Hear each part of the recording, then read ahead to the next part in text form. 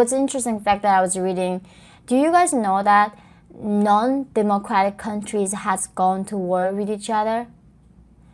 So if there's anybody here for world peace and you hate the war and brutality of the war, then you should support democracy and freedom, because no democratic countries in the recent modern history have gone to war with each other. And that is the only way we can guarantee the safety and peace with the people. But that's why China knows that America's a threat, because they want to making their people slave, and America here as a country believes that individuals deserve rights and give them freedom of speech and First and Second Amendment. So Jimmy, Yeonmi is giving the chores on education. Well, I mean, I've been just so hurt. But, you know, anybody who tried to do something in the world gets accusation. It's almost a badge of honor, right? If I'm not effective, I'm sure none of these trolls would come here and wasting their time. So one thing that I learned from Trump is that, you know, the opposite, I mean, there people say, right, the opposite of love is not hate, actually indifference.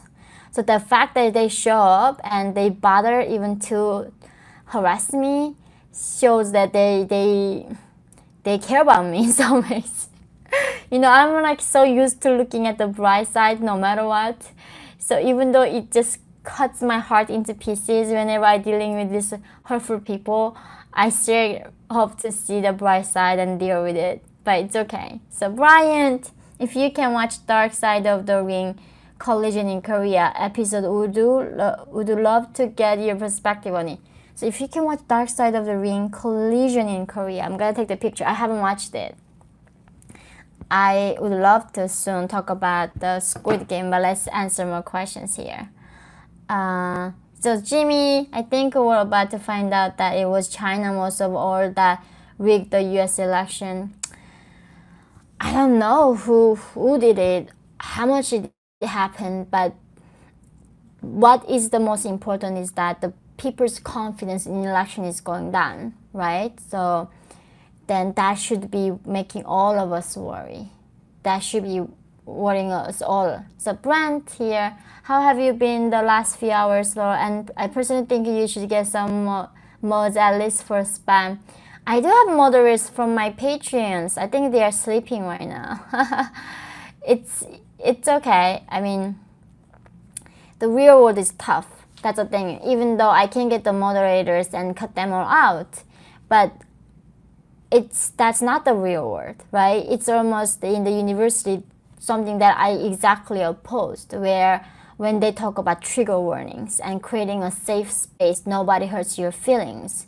And I don't believe in that, because your feelings gonna get hurt, and that's the nature of life. There are people gonna misunderstand you, use you, and hurt you. And what I'm trying to do is, instead of me not being exposed to those trolls, but I grow my resilience. And what doesn't affect me is that as long as I know my own path, I know my own truth, and I know where I find my meaning in life, everything's bearable, right? Like Viktor Frankl talks about the man searching for meaning, right? Anybody who has a meaning to live, they can bear anything in life. And that's why I'm okay, even though I sometimes get worked up a little bit about it, but I'm okay. And that's the thing, I hope that in America we started doing that, promoting people to be resilient, not the bubble wrapping them and not exposing them to the real world. So idol forever. So I'm from Canada, and I've always wondered if America is enemy number one, are we viewed as enemy number two, Laura? That's a funny question. I mean, Canada is pretty much going into socialism, so I think they might become allies soon, no? Not the people, but the Canadian government is pretty interesting right now. So North Korea doesn't hate Canada that much. I didn't even know what Canada was when I was there. But North Korea thinks of UK better than US. They really hate the US the most. And they hate the Western world though in general, but they don't hate Canada specifically. So David McCoyns, I say thank you for being here. Thank you so much. So Sarma, could you share some of your happiest moments in North Korea? Love from Canada. Oh wow, a lot of Canadian love tonight. I love it. Happiest moments. I mean, well, it's all about how you define hope, like happy. As long as I remember being in North Korea, there wasn't even a second that I wasn't worried about surviving. Like, it was very clear to me that I would die easily from starvation or disease, or like government to arrest your parents and get, collectively like punished. But I'm sure there's a slight single moments I forgot and playing with my friends. But I don't think we don't even know what happy is, right? Nobody asks you, are you happy? And that's why when I was reading the US Constitution, right, like the pursuit of happiness, that we have a right to be happy.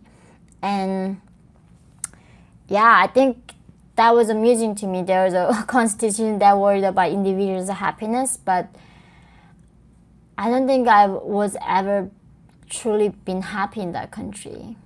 Yeah, that's a tricky question. So here, deep appreciation for what you're doing. I usually avoid political involvement, but your message has inspired me to talk to others about North Korea and the CCP. Love from Vancouver Island. So wow, a lot of Canada. I love Vancouver. So Brad, why does China capture North Korean defectors and repatriate them to North Korea? That was a treaty that North Korea and China made. So North Korea complained to China that if the North Korean defectors escape and then speak the word out, right? Like me speaking out, telling the world what kind of horrors happening inside the country. So they thought like we were the national security threat. That's what North Korean defined the defectors. They are the national security threat. So they asked China to capture them back. And China, of course, doesn't want North Korea to collapse. Imagine 1 million of North Koreans escaped and found freedom in the South, right? That would be really destabilize the country.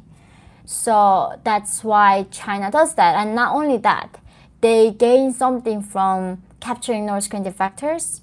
And I don't know why China needs that. They need a lot of this wood, like jungle wood.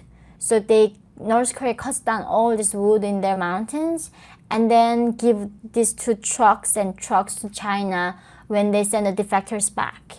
So China gets some economic gain, and also they had this treaty over defectors in the 70s, and China determined to help out Kims to get the defectors back.